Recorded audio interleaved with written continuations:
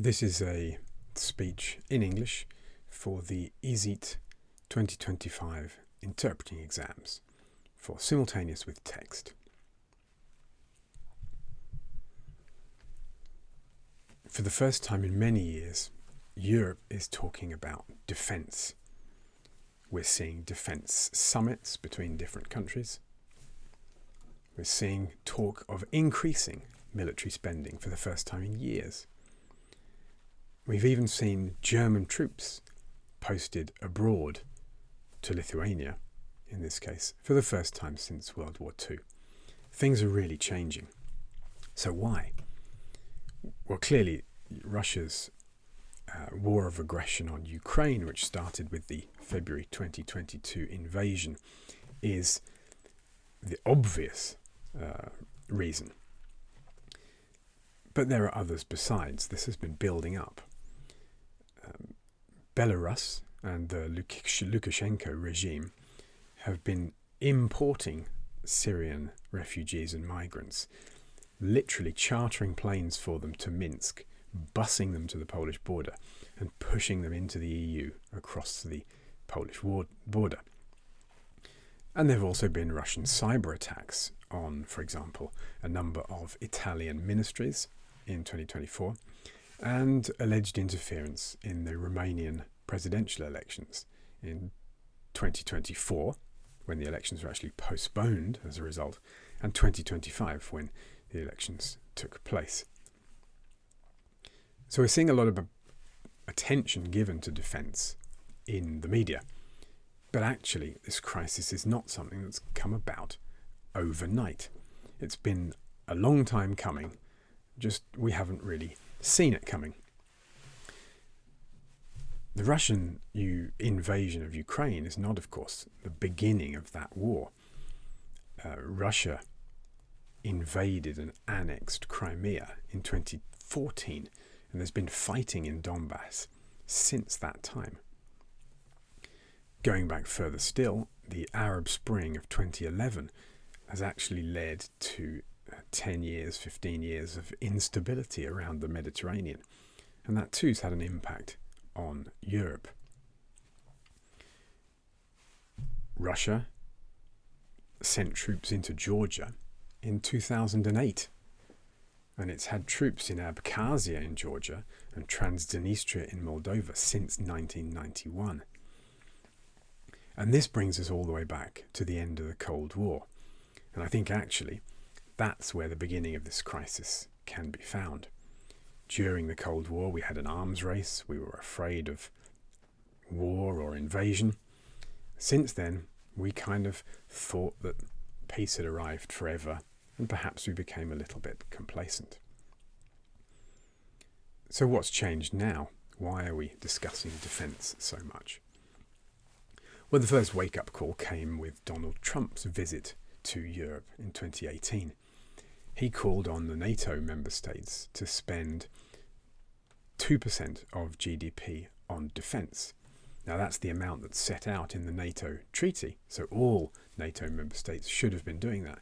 But at the time, only the US and Poland were spending 2% of GDP on defence.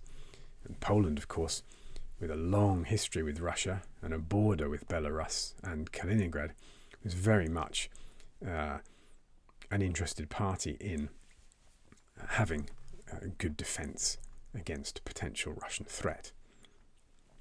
The other thing that's changed is that the 2022 invasion of Ukraine was an overt invasion. It wasn't hidden in the way that Russia tried to hide the annexation of Crimea with its notorious little green men. This was the Russian army in uniform invading a country, and a country that borders on the EU. Ukraine borders with Poland, Slovakia, Romania, and what have you. So things were suddenly a lot closer to home. The crisis didn't only show that we had got a little complacent in Europe about defence. It also showed some of the shortcomings in the European defence setup. So, for example, when we tried to send equipment to Ukraine in support, we found it was actually quite difficult to do. If we wanted to send artillery, we found that we didn't have the shells that artillery would fire.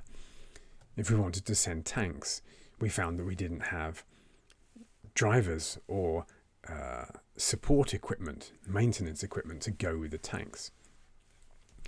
And we discovered what perhaps experts have known for a very long time, that supply chains in defence are long and complex. They involve a lot of companies, very often in different countries. If you want to buy a tank, order a tank, it takes years.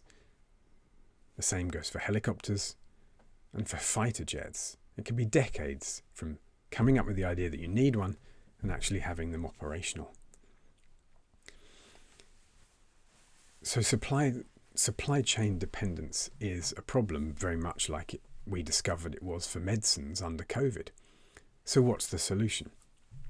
Well, in the report that I distributed earlier, the Munich Security Conference suggests 5 solutions or paths to try and get to a solution.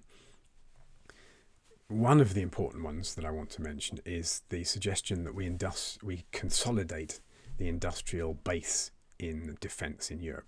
So that means creating fewer, bigger companies making defence equipment rather than having lots and lots of smaller companies. The other solution that I want to highlight is joint procurement. That means European countries buying equipment together.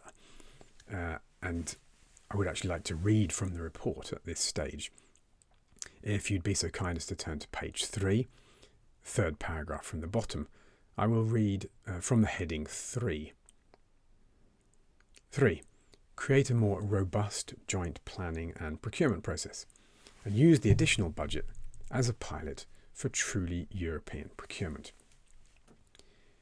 Using joint planning and procurement processes for major weapon systems could cut procurement costs by 30%. And that's a worthy goal in itself, while deepening the integration of European forces.